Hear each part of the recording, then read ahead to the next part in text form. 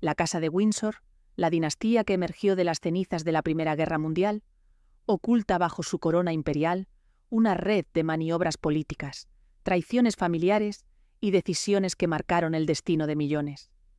Nacida oficialmente el 17 de julio de 1917, cuando el rey Jorge V cambió el apellido real de Sajonia-Coburgo y Gotha a Windsor en pleno fervor antialemán, esta familia transformó su identidad en un abrir y cerrar de ojos para preservar su trono. Según historiadores como David Starkey, este cambio de nombre fue una de las decisiones de relaciones públicas más brillantes de la historia monárquica, permitiendo que una dinastía de raíces germánicas se reinventara como el símbolo supremo del patriotismo británico. Su fortuna, estimada en más de 28.000 millones de dólares en la actualidad, si se cuentan todos los activos de la corona, proviene de siglos de acumulación. Tierras que abarcan más de 263.000 hectáreas a través del Ducado de Lancaster y el Ducado de Cornualles, propiedades icónicas como el Palacio de Buckingham, valorado en más de 5.000 millones de dólares, la Torre de Londres con sus joyas de la corona, que incluyen el diamante Cullinan, de 530 quilates, y una colección de arte real con obras de Leonardo da Vinci, Rembrandt y Canaletto que superan los 1.000 millones de dólares en valor. Sin embargo, tras esta magnificencia se esconden historias que rivalizan con las de cualquier saga de poder. Desde la renuncia forzada de príncipes leales, acusados de traición, hasta conexiones nazis que la familia intentó borrar de la historia, pasando por matrimonios estratégicos que consolidaron alianzas mientras los escándalos sexuales amenazaban con derrumbar el trono. Por cierto, si te apasionan estas historias de poder, dinero y legado, aquí descubrirás documentales sobre imperios familiares, fortunas ocultas y los secretos que marcaron el rumbo del mundo. Suscríbete y cada semana exploraremos juntos cómo el dinero construyó y destruyó grandes dinastías. Después de esto, continuamos.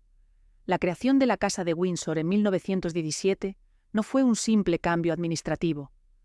Fue una operación de supervivencia orquestada con precisión militar en medio de la guerra más devastadora que el mundo había conocido hasta entonces.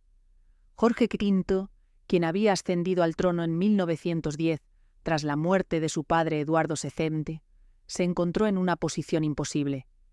Era primo hermano del Kaiser Guillermo II de Alemania, el enemigo jurado de Gran Bretaña, y compartía lazos de sangre con prácticamente todas las casas reales de Europa. Mientras soldados británicos morían por miles en las trincheras de Francia y Bélgica, el nombre alemán de la familia real se convirtió en un lastre político insostenible. Los bombardeos de los aviones Gotha sobre Londres en junio de 1917, que mataron a 162 civiles y dejaron a cientos de heridos, fueron el catalizador final. Estos aviones llevaban el mismo nombre que la ducado ancestral de la familia real, creando una conexión simbólica devastadora en la mente del público británico. A continuación, se explorarán los secretos de los Windsor, desde las alianzas matrimoniales calculadas que fortalecieron su poder hasta las campañas de desinformación que destruyeron carreras y las conexiones nazis que permanecieron ocultas durante décadas.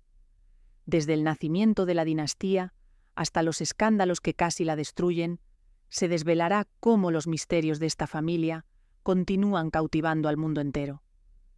La transformación de la Casa de Sajonia-Coburgo y Gotha en la Casa de Windsor fue mucho más que un simple cambio de papelería oficial. Fue una reinvención total de identidad, comparable a cómo un inmigrante europeo en Estados Unidos americanizaba su apellido para integrarse en su nueva patria, excepto que en este caso lo que estaba en juego no era la asimilación social, sino la supervivencia de una monarquía milenaria.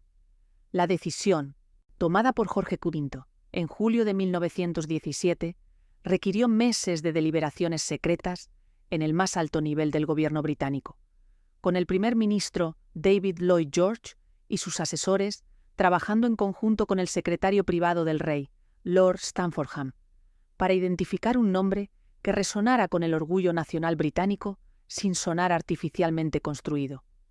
El proceso de selección del nuevo nombre fue exhaustivo y revelador de las prioridades políticas del momento.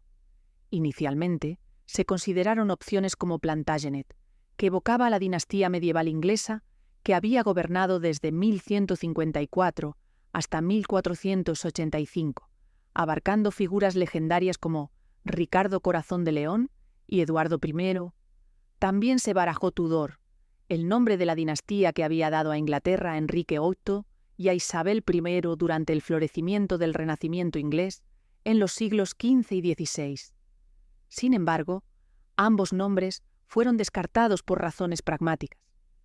Plantagenet sonaba demasiado francés en su origen normando, lo cual resultaba irónico dado que se buscaba escapar de asociaciones extranjeras, mientras que Tudor tenía connotaciones de violencia dinástica y disputas sucesorias que incluían decapitaciones y guerras civiles.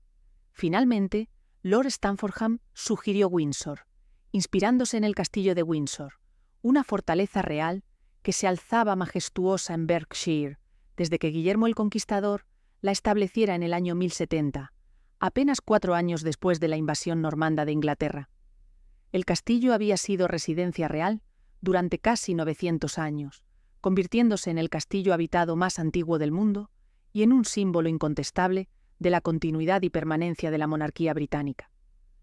La proclamación real del 17 de julio de 1917 fue redactada con un lenguaje que no dejaba lugar a ambigüedades.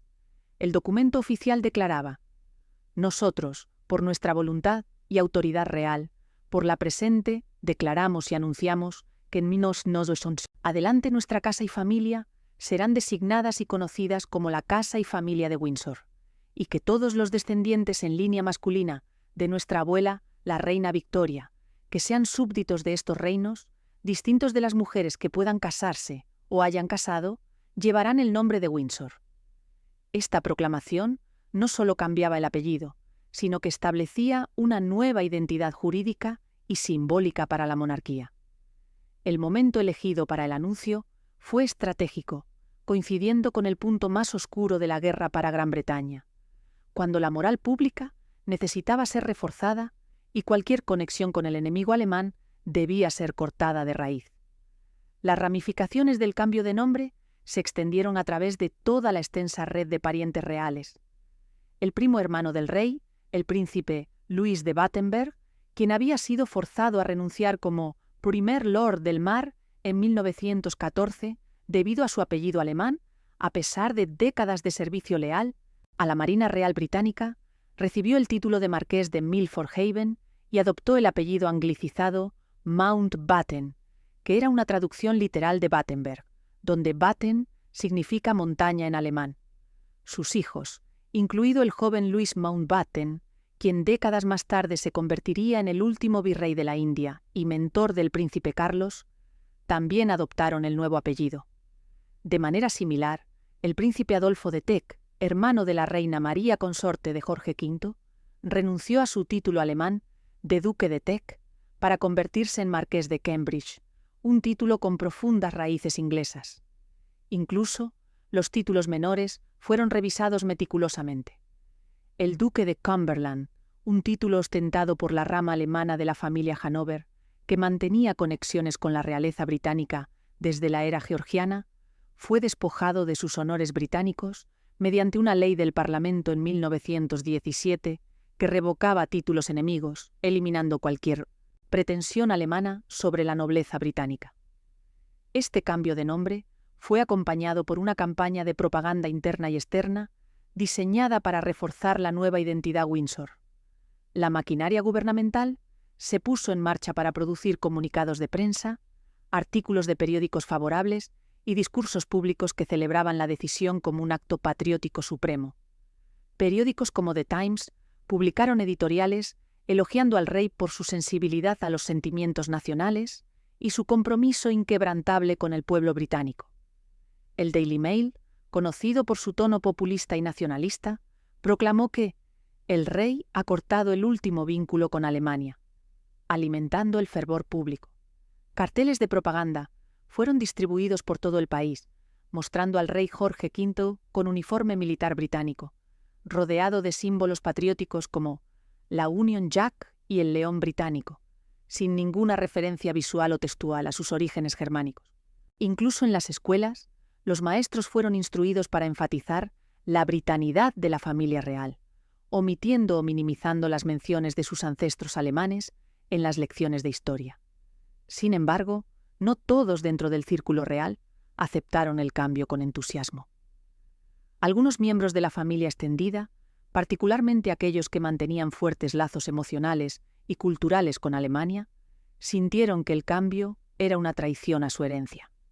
El Kaiser Guillermo II, al enterarse del cambio de nombre de su primo británico, supuestamente hizo un comentario sarcástico, diciendo que esperaba con interés ver una producción de Las alegres comadres de Sajonia, Coburgo y Gotha, en referencia a la famille Pompadour, a la famosa obra de Shakespeare, Las alegres comadres de Windsor, burlándose de lo que percibía como un acto de cobardía dinástica.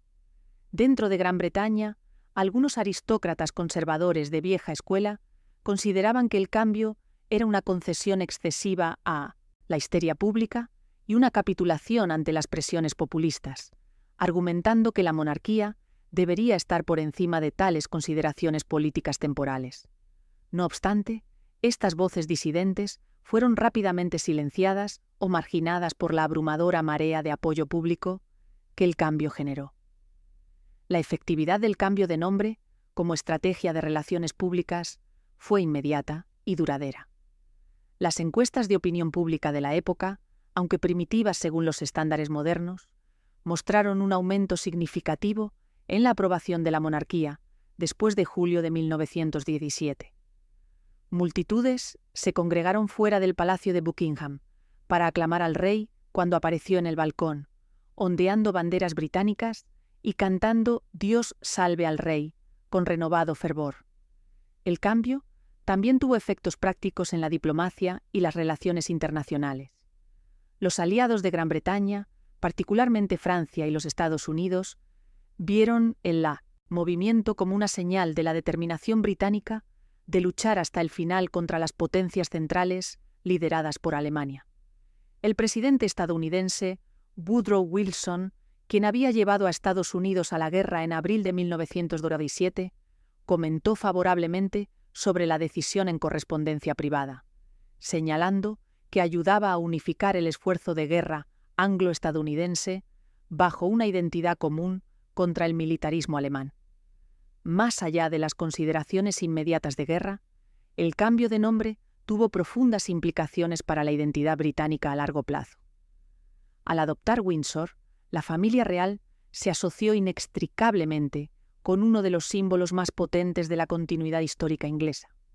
El castillo de Windsor, con sus casi 1000 años de historia, había sido testigo de innumerables eventos monumentales, desde las coronaciones medievales hasta los matrimonios reales de la era moderna, pasando por haber servido como refugio durante los bombardeos de la Segunda Guerra Mundial. Al vincular su nombre a este bastión de la historia británica, los Windsor no solo se desvinculaban de Alemania, sino que también se arraigaban profundamente en la narrativa nacional de Inglaterra como la línea de continuidad entre el pasado glorioso y el futuro prometedor. Esta asociación ha perdurado durante más de un siglo, definiendo cómo el mundo percibe a la monarquía británica incluso en el siglo XXI. El legado del cambio de nombre también estableció un precedente para cómo las monarquías europeas manejarían crisis de identidad similares en el futuro. Durante la Segunda Guerra Mundial, cuando nuevamente surgieron tensiones sobre lealtades nacionales y orígenes dinásticos, los Windsor pudieron señalar su reinvención de 1917 como evidencia de su capacidad para adaptarse y priorizar la identidad nacional sobre los lazos de sangre continentales. Este precedente también influyó en otras casas reales. Por ejemplo, los Mountbatten, a través de la figura de Louis Mountbatten, eventualmente verían su apellido anglicizado incorporado a la línea de sucesión británica cuando el príncipe Felipe, esposo de la reina Isabel II, intentó sin éxito que sus descendientes llevaran el apellido Mountbatten-Windsor, una batalla dinástica que reveló las tensiones persistentes sobre identidad y herencia, incluso décadas después de 1917. Jorge V, nacido Jorge Federico Ernesto Alberto, El 3 de junio de 1865 en Marlborough House, Londres, nunca estuvo destinado a ser rey. Como segundo hijo de Eduardo VII y Alejandra de Dinamarca, su vida temprana estuvo marcada por la expectativa de que permanecería en las sombras de su hermano mayor, el príncipe Alberto Víctor, quien era el heredero directo al trono. Esta posición le permitió a Jorge una juventud relativamente libre de las presiones abrumadoras del deber real, aunque no exenta de disciplina y preparación. A los 12 años, en 1877, Jorge y su hermano mayor fueron enviados a entrenarse como cadetes navales a bordo del HMS Britannia, un buque escuela anclado en el río Dart en Devon. Esta experiencia marcó profundamente el carácter de Jorge, inculcándole los valores de servicio, jerarquía y lealtad que definirían su reinado. Durante los siguientes 15 años, Jorge sirvió activamente en la Marina Real, visitando colonias británicas en Australia, Sudáfrica, India y el Caribe, exponiéndose a la vastedad del Imperio Británico, que algún día gobernaría. Sin embargo, el destino intervino dramáticamente el 14 de enero de 1892, cuando su hermano Alberto Víctor murió súbitamente de neumonía en la residencia real de Sandringham House, a la edad de 28 años. Esta tragedia familiar, que sumió a la reina Victoria y a toda la familia en un duelo profundo, catapultó a Jorge de ser un príncipe naval de rango medio a heredero directo del trono británico. La muerte de Alberto Víctor también estuvo envuelta en rumores y escándalos que la familia real trabajó incansablemente para suprimir, incluyendo alegaciones nunca probadas de su supuesta conexión con el escándalo del burdel de Cleveland Street y teorías conspirativas que lo vinculaban con los asesinatos de Jack el Destripador, aunque los historiadores modernos han desacreditado ampliamente estas afirmaciones como sensacionalismo sin fundamento. Para Jorge, de 26 años, la muerte de su hermano significó no solo la pérdida de su compañero más cercano, sino también una transformación total de su trayectoria vital. Fue retirado del servicio naval activo y comenzó una preparación intensiva para su futuro papel como rey. Parte de esta preparación incluyó su matrimonio con María de Teck, quien había estado previamente comprometida con Alberto Víctor. María, nacida el 26 de mayo de 1867 en el Palacio de Kensington, era hija del príncipe Francisco de Teck y la princesa María Adelaida de Cambridge, nieta del rey Jorge III. Aunque su familia era de origen alemán, María había crecido en Inglaterra y se había criado completamente dentro de las costumbres británicas. El compromiso entre Jorge y María fue anunciado en mayo de 1893, apenas 16 meses después de la muerte de Alberto Víctor, y se casaron el 6 de julio de 1893 en la Capilla Real del Palacio de St. James, en una ceremonia asistida por la realeza de toda Europa. El matrimonio, aunque inicialmente arreglado por necesidad dinástica, se convirtió en una asociación profundamente leal y afectuosa que produjo 6 hijos. Eduardo, nacido en 1894, quien se convertiría en Eduardo VIII. Alberto, nacido en 1895, quien reinaría como Jorge VI. María, nacida en 1897, la princesa real. Enrique, nacido en 1900, duque de Gloucester. Jorge, nacido en 1902, duque de Kent. Y Juan, nacido en 1905, quien sufría de epilepsia y murió a los 13 años, en 1919. María se convirtió en el pilar de estabilidad emocional de Jorge, una consejera sabia y una presencia tranquilizadora durante los turbulentos años de su reinado. Jorge ascendió al trono el 6 de mayo de 1910 tras la muerte de su padre Eduardo VII, quien había reinado durante apenas 9 años, pero había dejado una marca indeleble en la cultura y la política británicas con su estilo de vida extrovertido y su habilidad diplomática. La coronación de Jorge V tuvo lugar el 22 de junio de 1911 en la Abadía de Westminster, una ceremonia de esplendor medieval que incluía la antigua tradición de la unción con aceite santo y la colocación de la corona de San Eduardo, que pesaba más de 2 kilogramos y estaba adornada con 444 piedras preciosas. A esto le siguió el Delhi Durbar en diciembre de 1911, un espectacular evento en India, donde Jorge y María fueron coronados como emperador y emperatriz de la India, ante una reunión de más de 100.000 espectadores, incluyendo marajás, príncipes indios y dignatarios coloniales. Este evento, celebrado en un enorme anfiteatro, construido especialmente en 1912, las afueras de Delhi, fue diseñado para reforzar el dominio británico sobre el subcontinente indio, en un momento en que los movimientos nacionalistas comenzaban a ganar fuerza bajo líderes como Bal Gangadhar Tilak y más tarde Mahatma Gandhi. El reinado de Jorge V estuvo definido por crisis sin precedentes que amenazaron no solo su trono, sino la supervivencia de las monarquías en toda Europa. La Primera Guerra Mundial, que estalló en agosto de 1914, fue el desafío definitorio. Cuando Gran Bretaña declaró la guerra a Alemania, el 4 de agosto de 1914, Jorge se encontró en la extraordinaria posición de estar en guerra contra su propio primo hermano, el Kaiser Guillermo II. Los dos hombres compartían una abuela común, la reina Victoria, y habían crecido juntos en reuniones familiares reales, donde las fotografías los mostraban jugando y compartiendo momentos de infancia. Esta conexión personal hizo que el conflicto fuera particularmente doloroso para Jorge, quien, según sus diarios privados, expresó profunda tristeza por la ruptura de las relaciones familiares, pero nunca dudó de su deber hacia Gran Bretaña. Durante la guerra, Jorge demostró un compromiso personal extraordinario al bienestar de las tropas y el esfuerzo de guerra. Entre 1914 y 1918, realizó más de 450 visitas a hospitales militares, bases navales, fábricas de municiones y líneas del frente en Francia, arriesgando ocasionalmente su propia seguridad para elevar la moral de soldados y trabajadores. Una de las innovaciones más significativas de Jorge V durante la guerra fue su uso de medidas simbólicas para demostrar solidaridad con el pueblo británico. En abril de 1915, tomó el compromiso del rey, una promesa personal de abstenerse de consumir alcohol mientras durara la guerra, con la esperanza de alentar a los trabajadores de las fábricas de municiones a hacer lo mismo para aumentar la productividad. Aunque la medida tuvo un impacto práctico limitado, ya que pocos civiles siguieron su ejemplo, fue un poderoso gesto simbólico que mostró la voluntad del rey de sacrificarse junto con su pueblo.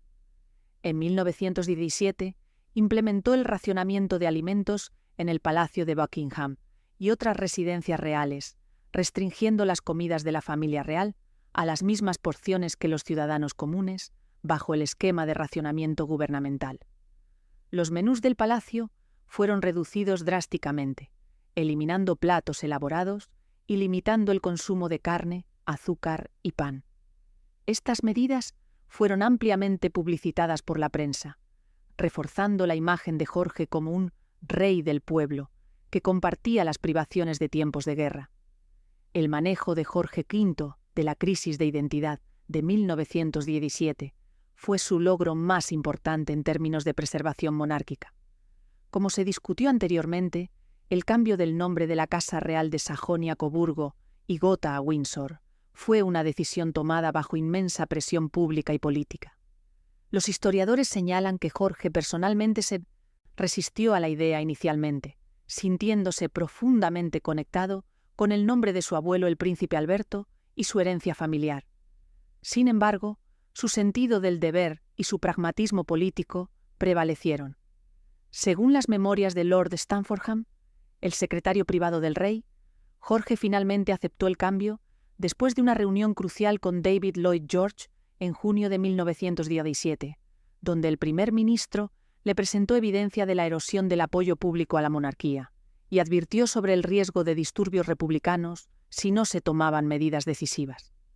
La proclamación del 17 de julio de 1917 no solo cambió el nombre real, sino que también despojó a parientes alemanes de títulos británicos, una acción que causó fricciones familiares significativas, pero que fue vista como esencial para la supervivencia de la monarquía.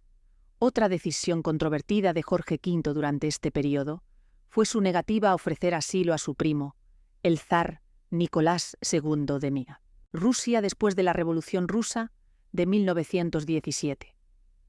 Nicolás quien había abdicado en marzo de 1917 bajo la presión de la Revolución de Febrero, buscó refugio para él y su familia en Gran Bretaña, donde tenía lazos familiares cercanos. Jorge y Nicolás eran primos hermanos a través de sus madres, y se parecían tanto físicamente que a menudo eran confundidos en fotografías. Inicialmente, el gobierno británico ofreció asilo, pero Jorge intervino personalmente, expresando preocupaciones a Lloyd George de que la presencia de la familia Romanov en Gran Bretaña podría avivar sentimientos revolucionarios entre los socialistas y sindicalistas británicos, poniendo en peligro su propio trono. Esta decisión, tomada en abril de 1917, selló el destino de la familia Romanov. Nicolás, su esposa Alejandra y sus 5 hijos fueron finalmente ejecutados por los bolcheviques en Ekaterimburgo el 17 de julio de 1918, exactamente un año después de que Jorge cambiara el nombre de su casa, Real. La coincidencia de fechas ha llevado hasta algunos historiadores a especular sobre si Jorge sintió alguna culpa por esta decisión, aunque sus diarios públicos nunca reconocieron remordimiento. La supervivencia de la monarquía británica, bajo Jorge V, contrasta dramáticamente con el colapso de otras casas reales europeas durante este periodo. Entre 1917 y 1920, 4 grandes imperios cayeron: el Imperio alemán, con la abdicación del Kaiser Guillermo II, en noviembre de 1918, el Imperio austrohúngaro, con la renuncia del emperador Carlos I, el Imperio otomano, con la abolición del sultanato en 1922, y el Imperio ruso, con la ejecución de los Románov. Las monarquías más pequeñas también tambalearon, incluyendo las casas reales de Baviera, Sajonia y Württemberg en Alemania, todas las cuales fueron abolidas durante la Revolución Alemana de 1918-1919. Jorge V estudió estos colapsos meticulosamente, reuniéndose regularmente con asesores para analizar qué errores habían cometido sus primos reales y cómo podía evitarlos. De estas discusiones emergió una estrategia clara. La monarquía británica sobreviviría adaptándose, no resistiendo, modernizándose, sin perder su pompa ceremonial, y sobre todo, manteniendo una conexión visible y genuina con el pueblo británico. Las innovaciones de Jorge V en comunicación real fueron revolucionarias para su época. Comprendió instintivamente que la nueva era de comunicación masiva, primero la prensa escrita y luego la radio, requería que la monarquía se hiciera accesible de maneras sin precedentes. Su colaboración con la recién formada BBC culminó en el primer discurso real navideño, transmitido el 25 de diciembre de 1932, no 1924, como se mencionó erróneamente en el texto anterior. Este discurso, escrito por Rudyard Kipling, el laureado autor de El libro de la selva, y Kim, fue transmitido en vivo desde Sandringham House a una audiencia estimada de 20 millones de personas en todo el imperio británico a través de la red de onda corta de la BBC. Las palabras de apertura de Jorge, «Hablo ahora desde mi hogar y desde mi corazón a todos ustedes», establecieron un tono de intimidad y conexión personal que transformó la relación entre la monarquía y el pueblo. La tradición del discurso navideño real continuó anualmente, convirtiéndose en una institución británica que persiste hasta el día de hoy con cada monarca sucesivo. Jorge V también reconoció la importancia del simbolismo visual en la era moderna. Fue el primer monarca británico en ser filmado extensamente, apareciendo en noticieros que mostraban eventos reales, desfiles militares y visitas a fábricas y hospitales. Estas imágenes fueron distribuidas a cines de todo el imperio, permitiendo que millones de súbditos, que nunca podrían ver al rey en persona, sintieran una conexión visual con su monarca. Contrató a fotógrafos oficiales para documentar la vida de la familia real, produciendo imágenes cuidadosamente curadas que mostraban a Jorge como un padre de familia devoto, un abuelo afectuoso y un líder serio pero accesible. Estas imágenes fueron publicadas en periódicos y revistas, creando una narrativa visual de la monarquía como una institución estable, tradicional, pero también moderna y relevante. Sin embargo, el reinado de Jorge V no estuvo exento de controversias y fracasos. Su manejo de la crisis constitucional de 1910-1911 sobre el poder de la Cámara de los Lores fue criticado por algunos como demasiado deferente hacia el gobierno liberal de Herbert Asquith.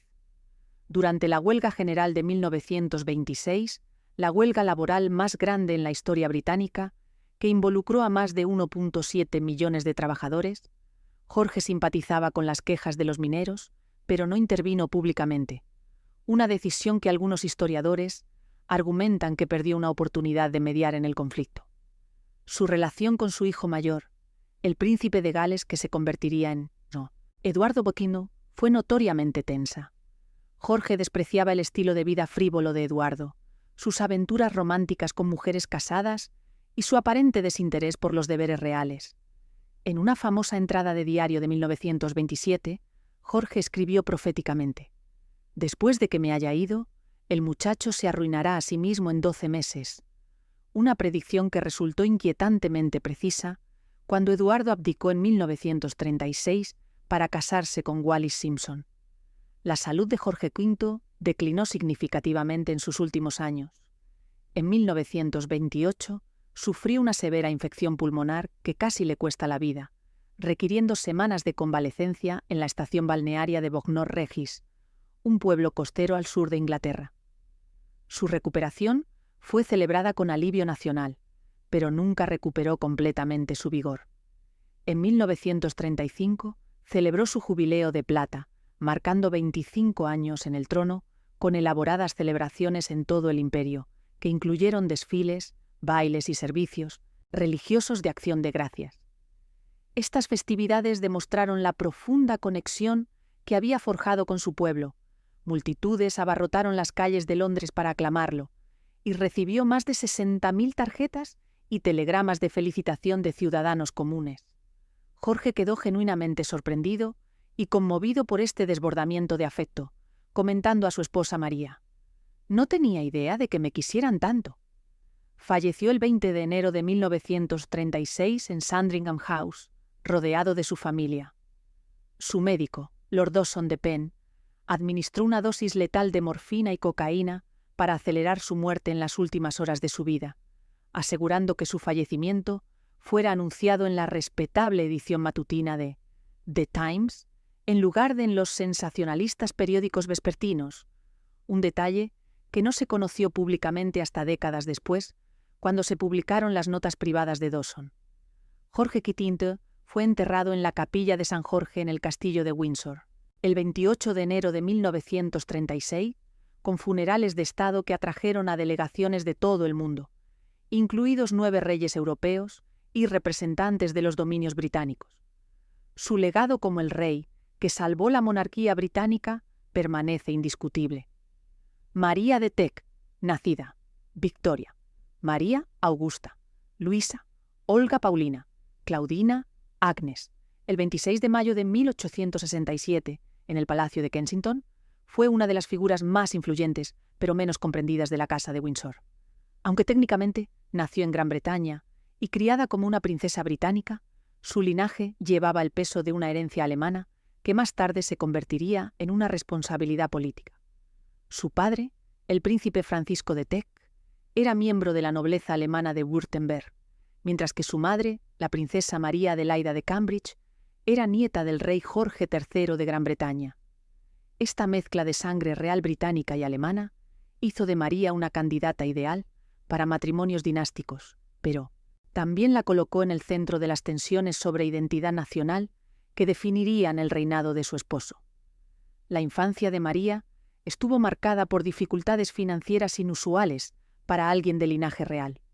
Su padre, aunque príncipe, tenía ingresos limitados y la familia vivía más allá de sus medios, acumulando deudas considerables que escandalizaban a la corte real.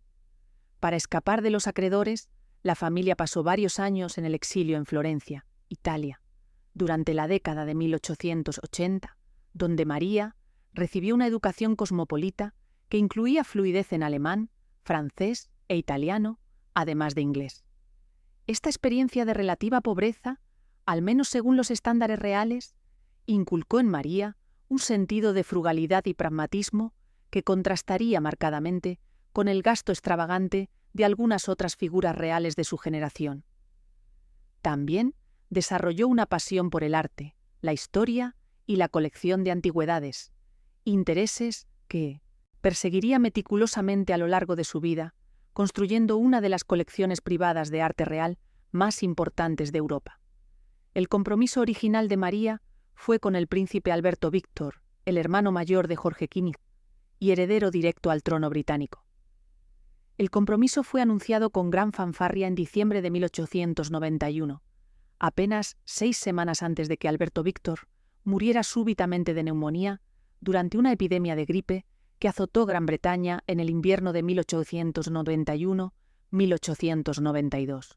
María quedó devastada, no solo por la pérdida personal, aunque las fuentes históricas sugieren que su afecto por Alberto Víctor era más de respeto que de amor apasionado, sino por la incertidumbre sobre su futuro. Una princesa viuda de compromiso tenía pocas opciones en la rígida jerarquía social de la era victoriana. Sin embargo, la reina Victoria, reconociendo las cualidades excepcionales de María, su compostura, inteligencia y sentido del deber, orquestó, discretamente, un nuevo arreglo matrimonial con el príncipe Jorge, ahora heredero del trono. Este fue un movimiento sin precedentes que habría sido considerado escandaloso en circunstancias ordinarias. Casar a una mujer con el hermano de su difunto prometido, pero la influencia de Victoria aseguró la aceptación social. Jorge y María se casaron el 6 de julio de 1893 y aunque el matrimonio comenzó como un acuerdo dinástico, se transformó en una asociación profundamente afectuosa y mutuamente respetuosa.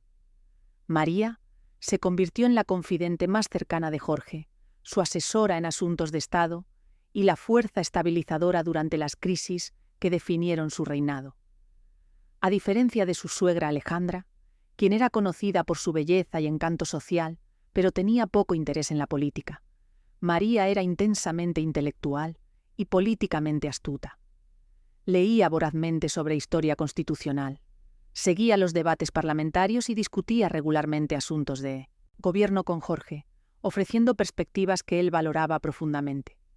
Sus 6 hijos nacieron entre 1894 y 1905, y María fue una madre dedicada aunque emocionalmente reservada según los estándares modernos, adhiriéndose a las normas de crianza real de la época que enfatizaban la disciplina y el deber sobre las expresiones abiertas de afecto. Cuando Jorge ascendió al trono en 1910, María se convirtió en reina consorte, un rol que redefinió con su enfoque particular. Reconoció inmediatamente que la monarquía enfrentaba desafíos existenciales en una era de cambio social rápido, incluido el surgimiento del movimiento sufragista, las tensiones laborales y el creciente sentimiento republicano en partes de la población. María entendió que la supervivencia de la monarquía dependía de su capacidad para aparecer simultáneamente como majestuosa e inalcanzable, pero también como accesible y solidaria con las dificultades del pueblo común. Este equilibrio delicado requería una gestión cuidadosa de la imagen pública, algo en lo que María demostró ser una maestra. Durante la Primera Guerra Mundial, transformó el Palacio de Buckingham y otras residencias reales en centros de actividad de guerra.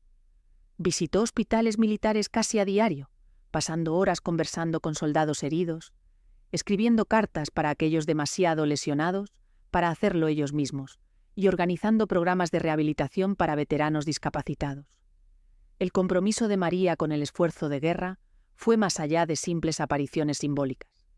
Estableció el Needlework Guild, una organización que coordinaba a miles de mujeres británicas en la producción de ropa, mantas y vendajes para las tropas. Personalmente, supervisaba la logística de estas operaciones, asegurando que los suministros llegaran eficientemente al frente.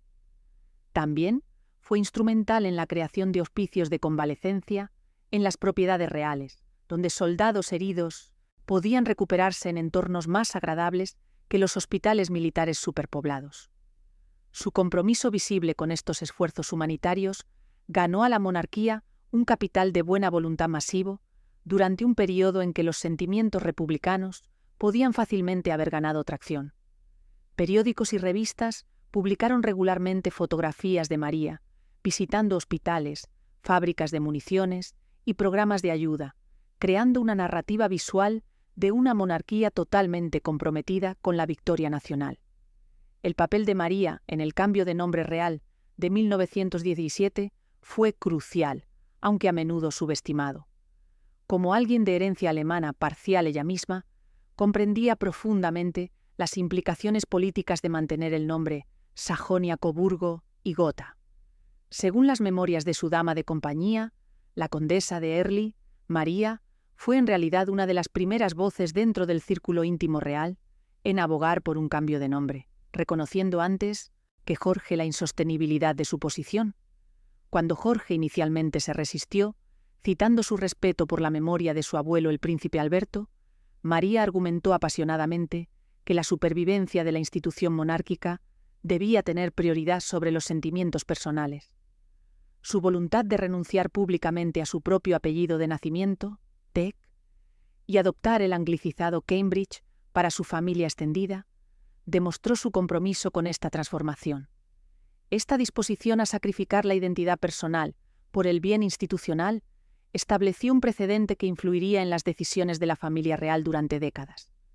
Después de la guerra, María se centró en la consolidación del estatus de la Casa de Windsor, a través del mecenazgo cultural y la diplomacia suave. Expandió significativamente la colección real, usando su ojo experto para adquirir obras de arte, muebles antiguos y artefactos históricos que aumentarían el prestigio cultural de la monarquía. Visitaba regularmente casas de subastas, galerías de arte y colecciones privadas, a menudo acompañada por expertos en arte que la asesoraban en adquisiciones. Su enfoque era estratégico, no simplemente adquirir objetos hermosos, sino acumular piezas con significado histórico que conectaran a la Casa de Windsor con la larga historia de Gran Bretaña. Por ejemplo, adquirió retratos de los Tudor, artefactos de los Stuart y muebles de la era georgiana, creando una narrativa visual de continuidad dinástica, que se extendía mucho más allá de los orígenes alemanes de su familia.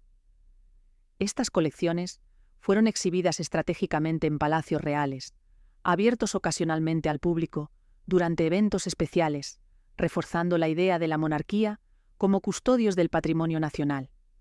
María también fue una diplomática formidable por derecho propio. Realizó numerosas visitas de Estado junto a Jorge, encantando a líderes extranjeros y sus cónyuges, con su conversación inteligente, fluidez lingüística y comportamiento regio. Durante una visita a Francia en 1914, justo antes del estallido de la guerra, María impresionó tanto al presidente Raymond Poincaré que él comentó que ella encarnaba lo mejor de Europa, una declaración que reforzó la alianza anglo-francesa en un momento crítico.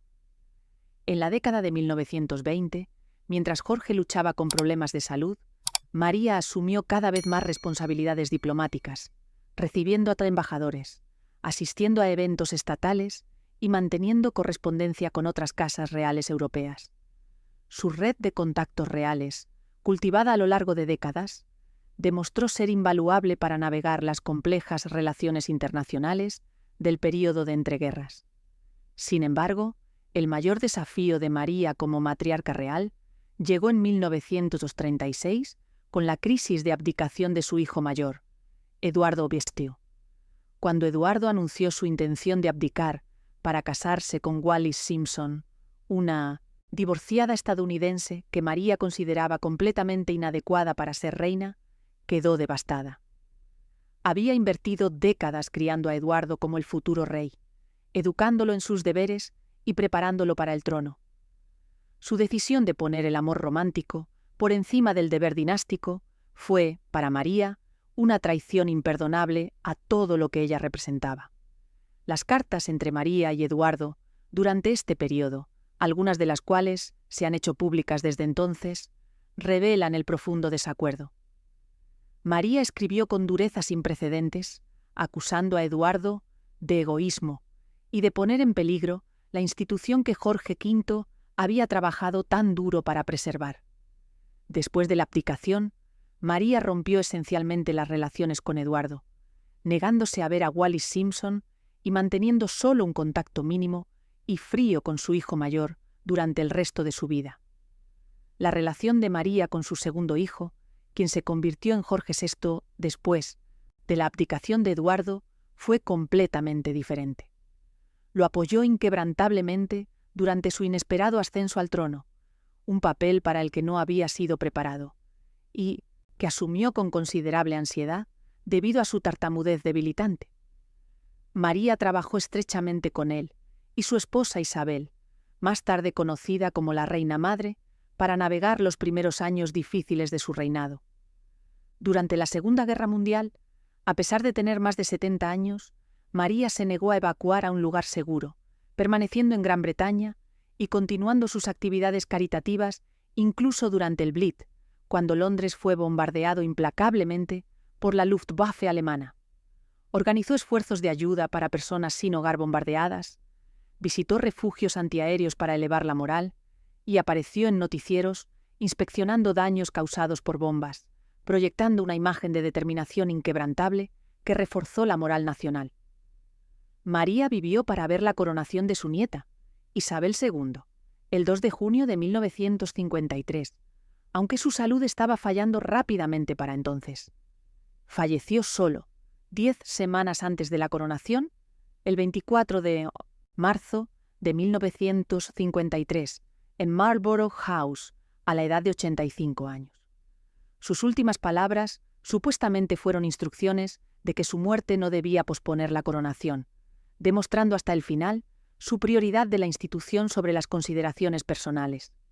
Fue enterrada junto a Jorge V en la capilla de San Jorge en el castillo de Windsor. Su legado, como la arquitecta tras bambalinas de la casa de Windsor, la mujer que transformó una dinastía de raíces alemanas en un símbolo del patriotismo británico y que guió a la monarquía a través de 2 guerras mundiales y múltiples crisis constitucionales, es inmenso, aunque a menudo eclipsado por figuras más carismáticas. Por cierto, si te interesa entender cómo nacieron las grandes fortunas, los imperios empresariales y las familias que dominaron la historia, en este canal, cada semana, te esperan historias reales que mezclan ambición, poder y destino. Suscríbete y descubre los secretos que cambiaron el curso del mundo. Volvamos al tema. Eduardo Dofto, nacido. Eduardo Alberto Cristiano. Jorge Andrés Patricio David, el 23 de junio de 1894, en White Lodge, en Richmond Park. Fue quizás la figura más controvertida en la historia moderna de la Casa de Windsor. Como el hijo mayor de Jorge V y María de Teck, Eduardo estuvo destinado desde su nacimiento a ser rey, heredero directo al trono británico y emperador de la India. Su educación fue meticulosamente planeada para prepararlo para este papel monumental, incluyendo tutores privados que le enseñaron historia constitucional, idiomas y diplomacia, seguido de estudios en el Royal Naval College, en Osborne y Dartmouth, y posteriormente en Magdalen College, en Oxford, donde estudió historia y economía entre 1912 y 1914, aunque sus profesores señalaron que era un estudiante poco entusiasta, con más interés en las actividades sociales que en los académicos. La Primera Guerra Mundial proporcionó a Eduardo, quien prefería ser llamado David por su familia, su primera experiencia significativa de servicio público. Como príncipe de Gales, fue comisionado como teniente en los Grenadier Guards en junio de 1914, justo antes del estallido de la guerra. Desesperadamente, quería ver combate activo, considerando esencial para su credibilidad como futuro rey haber servido junto a los hombres comunes en las trincheras. Sin embargo, las autoridades militares, con el respaldo de su padre Jorge V, se negaron a permitirle servir en roles de combate directo debido al riesgo inaceptable de que el heredero del trono fuera capturado o asesinado. En cambio, Eduardo fue asignado a roles de Estado Mayor en Francia, visitando tropas, inspeccionando instalaciones y ocasionalmente acercándose lo suficiente al frente para experimentar bombardeos de artillería, aunque nunca participó en combate directo. Esta limitación frustró profundamente a Eduardo, quien sentía que estaba siendo tratado como una mascota en lugar de un soldado real. Expresó su frustración en cartas a su amante de entonces, señalando que mientras miles de hombres de su edad morían, Él estaba siendo protegido artificialmente. Después de la guerra, Eduardo se embarcó en una serie de giras extensas por los dominios y territorios británicos entre 1919 y 1925 que lo convirtieron en una de las primeras celebridades reales globales. Visitó Canadá en 1919, donde multitudes de más de 500.000 de personas se alinearon en las calles para verlo pasar. Viajó a Australia y Nueva Zelanda en 1920, navegando más de 45.000 kilómetros y entregando cientos de discursos en ciudades y pueblos pequeños.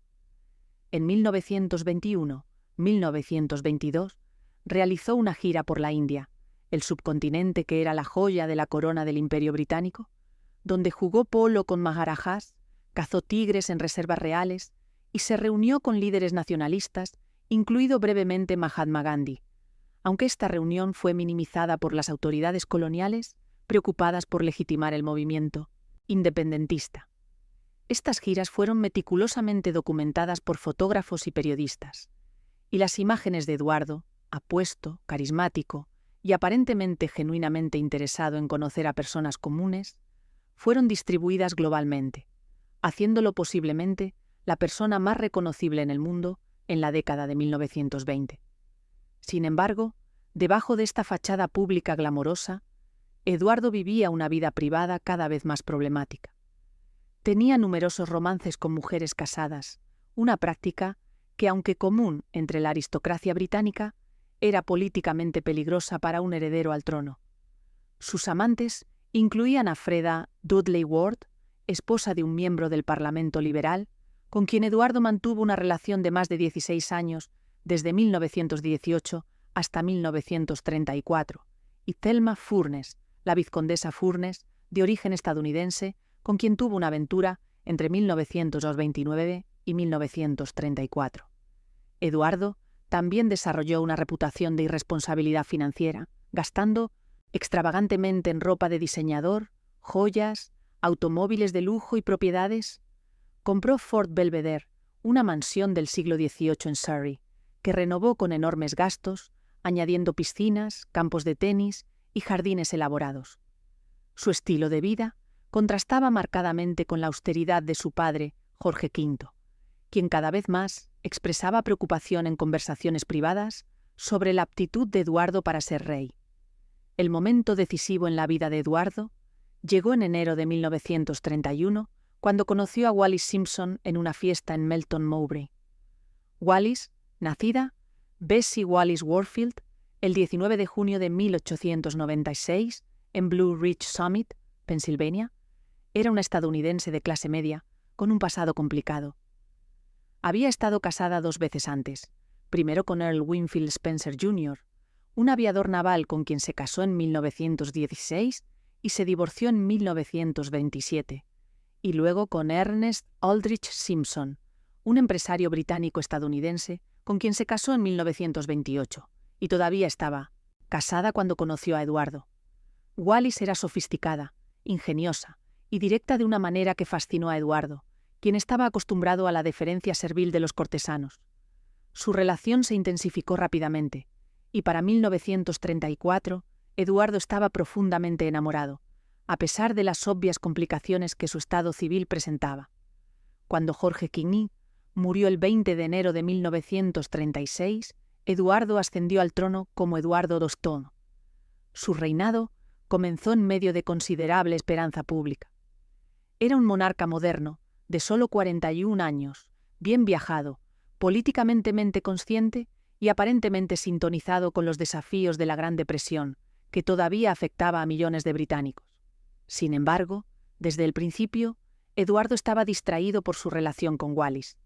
En octubre de 1936, Wallis obtuvo un decreto Nisi, un primer paso hacia el divorcio de Ernest Simpson, programado para finalizarse en abril de 1937. Eduardo le había propuesto matrimonio en secreto, y ella había aceptado, pero esta decisión creó una crisis constitucional sin precedentes. La Iglesia de Inglaterra, de la cual el rey era cabeza suprema, no permitía el divorcio de personas con cónyuges anteriores aún vivos.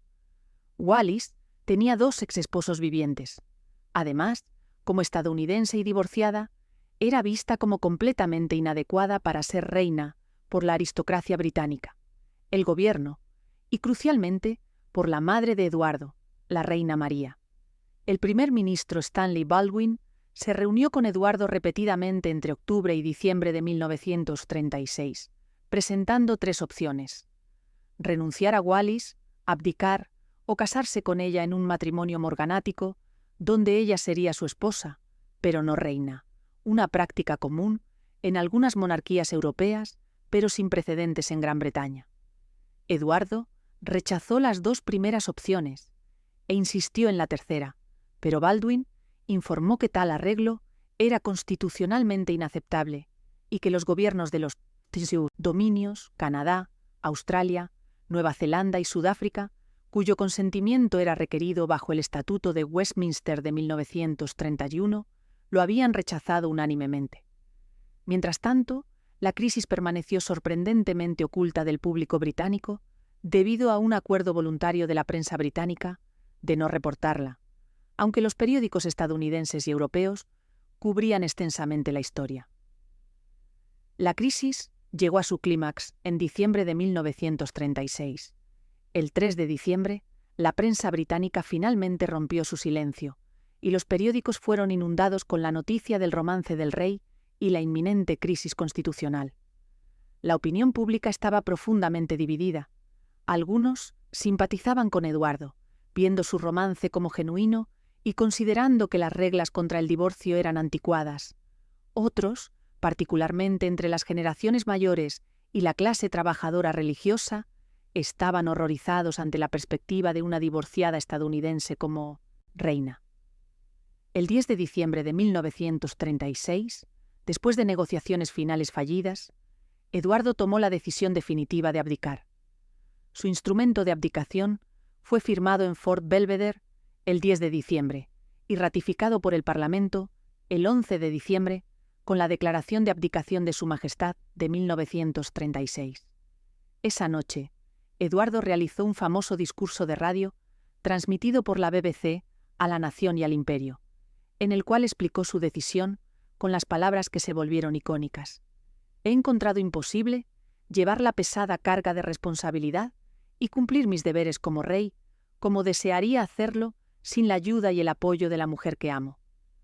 Después de la abdicación, Eduardo fue creado duque de Windsor por su hermano, el nuevo rey Jorge VI, pero en una medida punitiva, el título de Su Alteza Real fue extendido solo a Eduardo, no a su futura esposa, una humillación deliberada, diseñada para señalar la desaprobación de la familia real del matrimonio. Eduardo y Wallis se casaron el 3 de junio de 1937 en el Château de Candé, en Francia, en una ceremonia privada a la que no asistió ningún miembro de la familia real británica.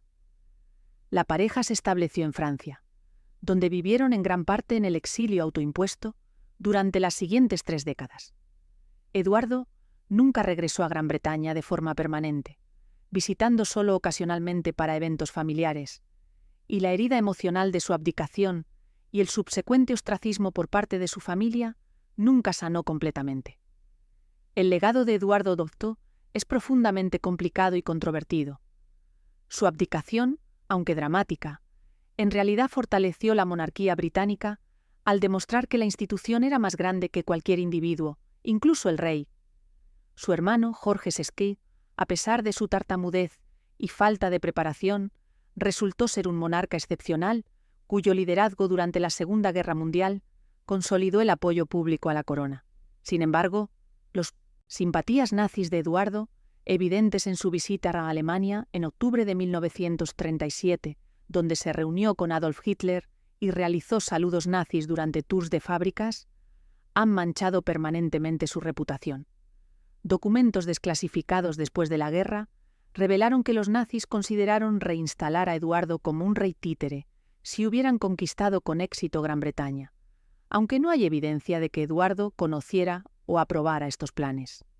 Murió en París el 28 de mayo de 1972 de cáncer de garganta y fue enterrado en el cementerio real de Frogmore, cerca del castillo de Windsor. Wallis vivió otros 14 años en reclusión cada vez mayor, muriendo el 24 de abril de 1986, y fue enterrada junto a Eduardo. Antes de terminar, recuerda que creamos este canal con un propósito: rescatar las historias que revelan cómo el dinero y la ambición dieron forma a nuestra historia. Porque entender las grandes fortunas es entender el poder, la humanidad y sus sombras. Suscríbete y forma parte de esta comunidad que ama descubrir los secretos del pasado. Retomemos desde aquí. La riqueza de la Casa de Windsor trasciende cualquier cálculo convencional de patrimonio neto. A diferencia de las fortunas empresariales tradicionales, que pueden valorarse a través de acciones, propiedades inmobiliarias y activos líquidos, la riqueza real británica está entrelazada inextricablemente con el Estado británico y con siglos de acumulación institucional.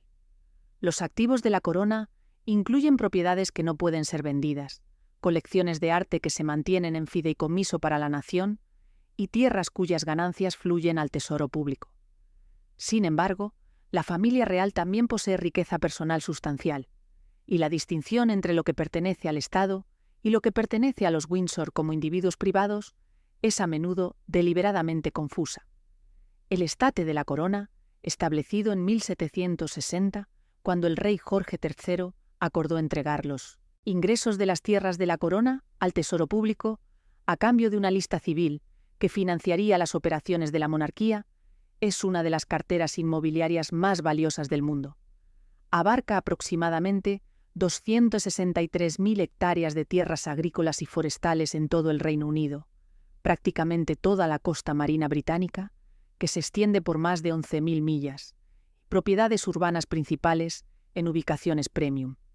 En el corazón de Londres, el estate de la corona posee Regent Street, una de las calles comerciales más icónicas del mundo, con tiendas emblemáticas como Hamleys, Apple Store y Burberry.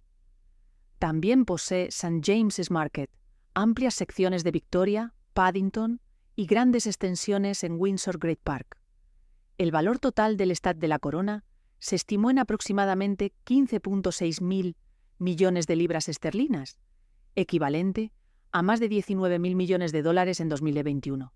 Sin embargo, crucialmente, estas propiedades no pertenecen personalmente a la reina o al rey, sino que se mantienen en fideicomiso para futuros monarcas.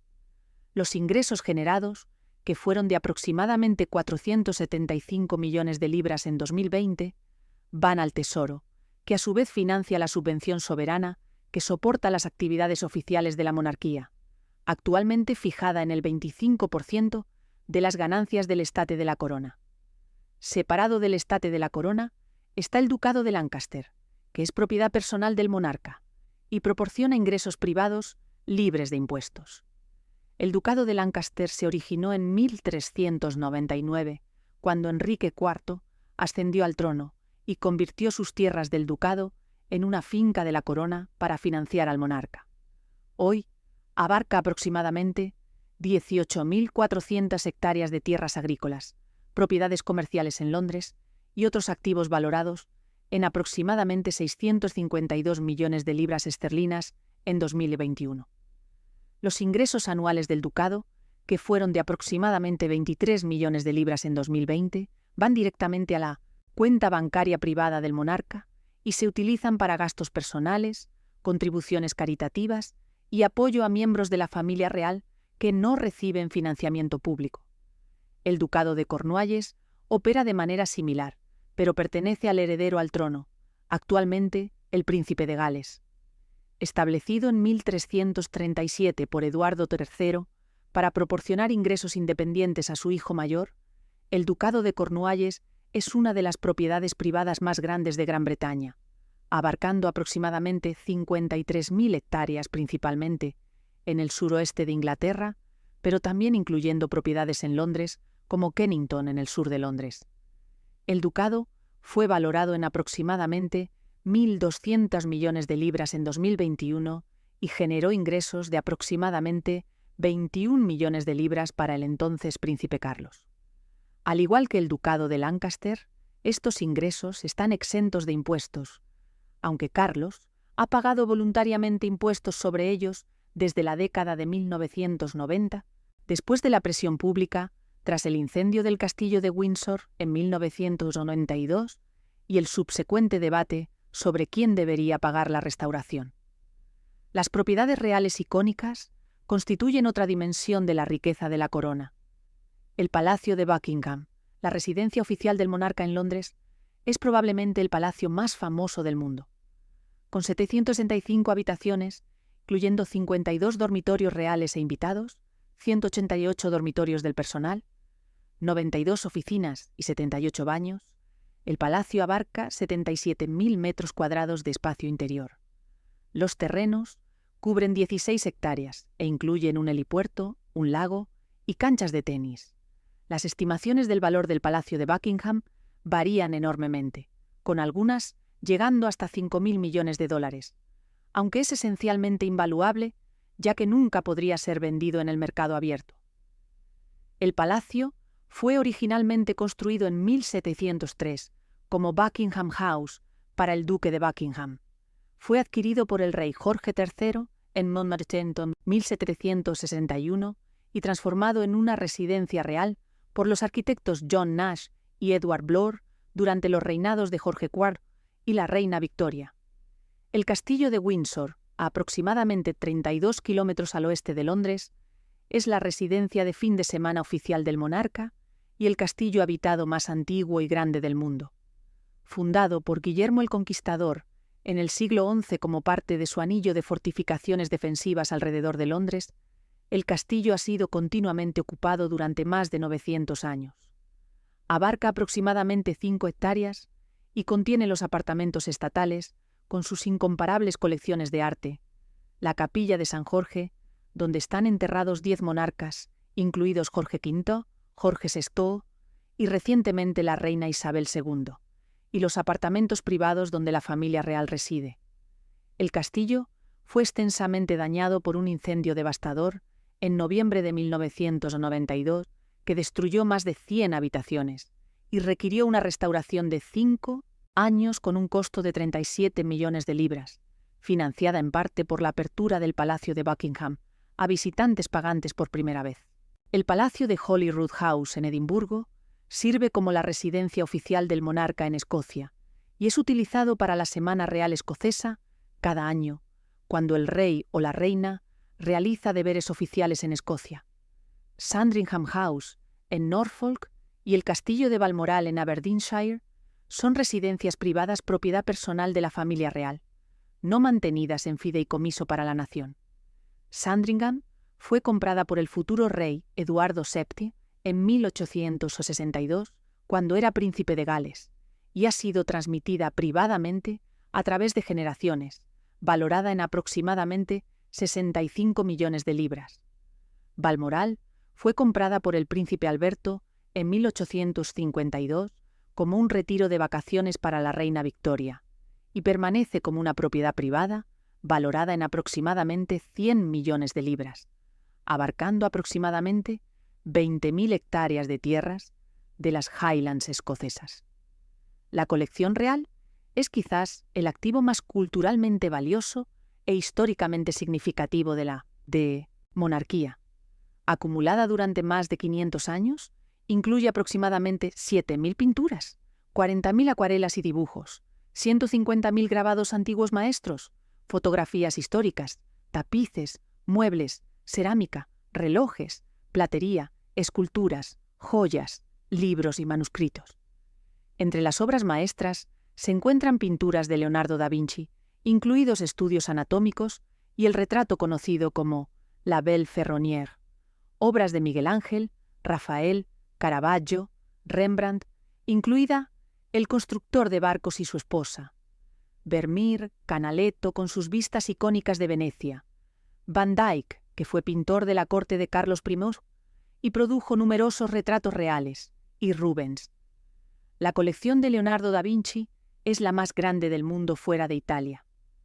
La colección real también incluye los Royal Archives, que contienen correspondencia, diarios y documentos que datan de siglos, proporcionando una fuente invaluable para historiadores. Aunque estas colecciones son técnicamente propiedad personal del monarca, se mantienen en fideicomiso para la nación y nunca pueden ser vendidas. Las valoraciones son imposibles debido a su naturaleza única, pero estimaciones conservadoras sugieren un valor combinado que fácilmente supera los 1.000 millones de dólares. Las joyas de la corona, alojadas en la Torre de Londres y en varias ubicaciones reales, representan otra faceta del tesoro real. La colección incluye más de 23.500 piedras preciosas, con piezas que datan de 1661. Los elementos más famosos incluyen la corona del Estado Imperial, usada en la coronación y anualmente en la apertura estatal del Parlamento, que contiene el Cullinan II o segunda estrella de África, un diamante de 317 quilates, el zafiro de San Eduardo, datado del siglo XI, y el rubí del Príncipe Negro, en realidad una espinela roja, que según la leyenda fue usada por Enrique V en la batalla de Agincourt en 1415. La corona de San Eduardo, usada solo durante la ceremonia de coronación, fue, si no es fabricada para la coronación de Carlos II en 1661 y pesa más de 2 kilogramos de oro macizo, adornado con 444 piedras preciosas.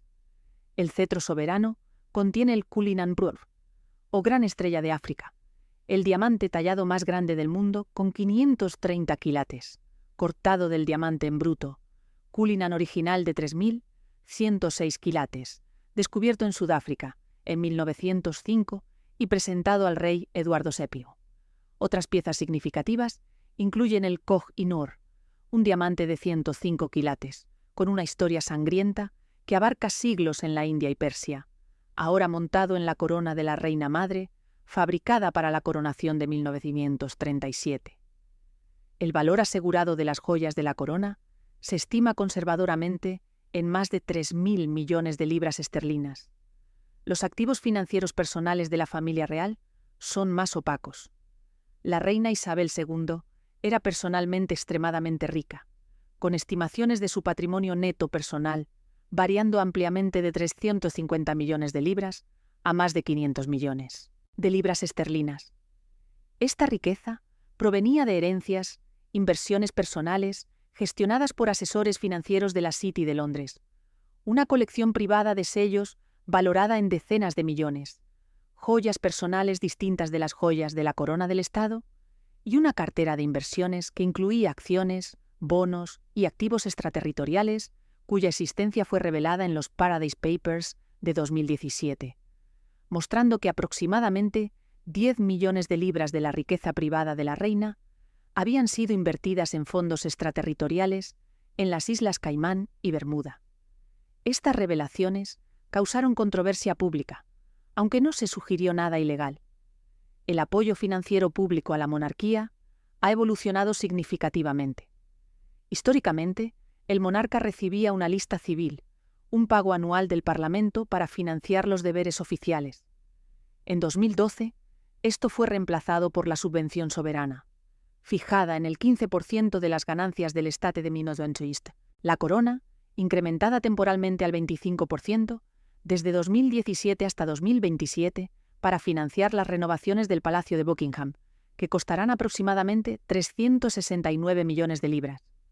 En 2020-2021, la subvención soberana fue de aproximadamente 85,9 millones de libras. Adicionalmente, el gobierno proporciona financiamiento para la seguridad real, estimado en más de 100 millones de libras anuales, aunque las cifras exactas no se publican por razones de seguridad.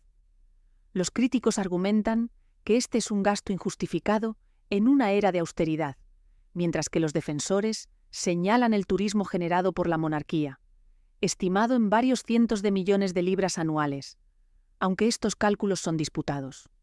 La Casa de Windsor, nacida de las cenizas del fervor antialemán de 1917, ha sobrevivido a 2 guerras mundiales, la descolonización del Imperio Británico, la era de las revoluciones sociales de las décadas de 1960 y 1970 y los escándalos personales que habrían destruido dinastías menos resilientes. Su supervivencia no ha sido accidental, sino el resultado de una adaptación calculada, reinvenciones estratégicas y una comprensión profunda de que la monarquía debe evolucionar para permanecer relevante. Desde el cambio de nombre de Jorge V hasta la diplomacia mediática de la reina Isabel II, Los Windsor han demostrado una notable capacidad para transformar crisis en oportunidades de consolidación. Su fortuna, medida no solo en miles de millones de dólares, sino en siglos de acumulación cultural y simbólica, permanece como un testimonio del poder perdurable de las instituciones que saben cuándo adaptarse y cuándo mantenerse firmes. Mientras el mundo continúa cambiando a velocidades sin precedentes, los secretos de los Windsor, desde sus orígenes alemanes hasta sus escándalos nazis y sus traiciones familiares, nos recuerdan que detrás de cada gran fortuna, detrás de cada dinastía duradera, hay historias de poder, ambición y supervivencia que continúan fascinando y educando a las generaciones futuras.